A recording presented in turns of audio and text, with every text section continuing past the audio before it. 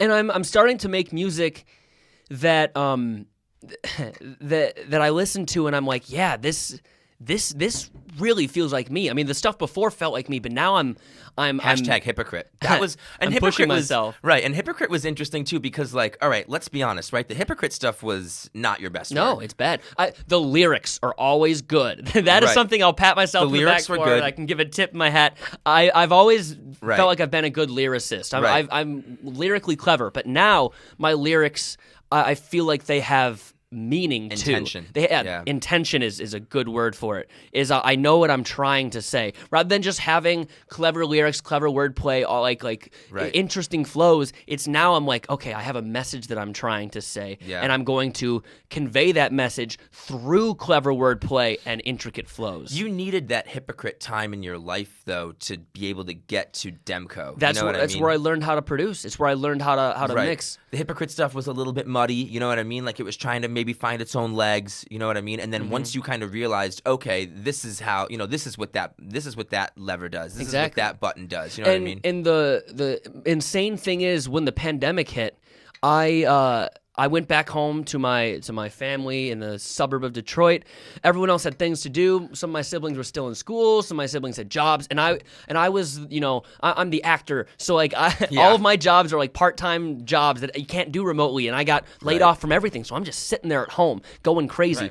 Right. So what I did was I learned the craft of mixing, of actually the nitty-gritty of mixing, things I had never bothered to learn before that. Right. And that is where the transition happened from Hypocrite to Demko, because then I started being like, oh man, like I can make things way, way, way better than I thought was even possible, because now I understand what I'm doing. Now I have intention in my beat making. Now I know the kind of beats I want to make, and I know how to make them, and I know how to make them sound good. Right. And then, so that's what led me to Resilience. And now I'm at the point where I can be like, okay, now that I've done the old school thing, now I can do more modern stuff. Now I'm feeling free to do whatever kind of stuff I want, and I can just go for it. And speaking of go for it, I have a song that dropped today. That's right.